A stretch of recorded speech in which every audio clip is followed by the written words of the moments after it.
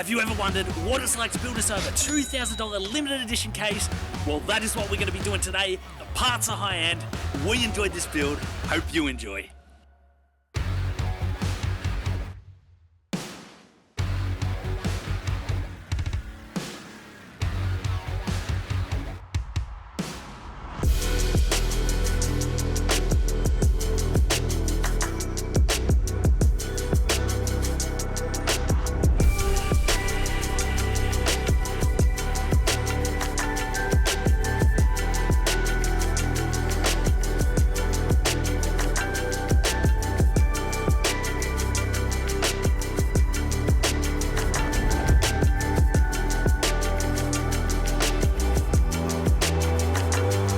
This is the Cooler Master Cosmos Infinity, a limited edition run to celebrate Cooler Master's 30th anniversary. It's such a unique case with the addition of the purple and blue accents all over the fans, and the paint tone on the handles and the feet is a dual color depending on which way you view the case from. So if the light is reflecting off it a certain way, you'll see tones of purple and tones of blue. Now the case actually comes pre-installed with all of the fans that you need. We've got 3 at the front, 3 up the top, and 1 at the rear, and it comes with a pre-installed all-in-one liquid CPU cooler, which we will be removing because we want to put a crazy loop inside. The case even comes with a pre-installed power supply with plenty of juice for newest generation graphics cards. The back of the case comes with a well thought out design for the cable management tray, hides all of the cables nicely, and the design is absolutely incredible. So now that I have this first part of the video complete, I need to send it off to the editor to make sure he can work his magic.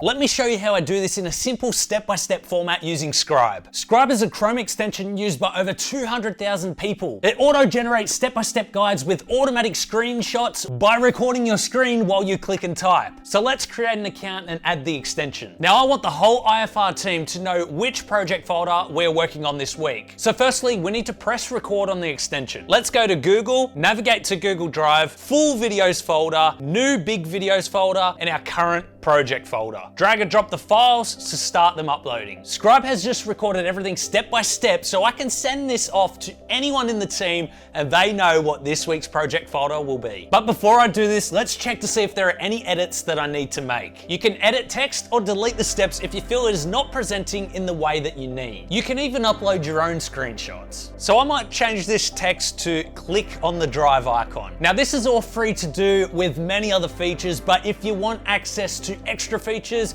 there is always the Pro plan. Now I'll leave a link in the video description if you do want to try it out for free. You can install the Chrome extension or visit their website. Thanks again to Scribe for sponsoring this video, and let's continue.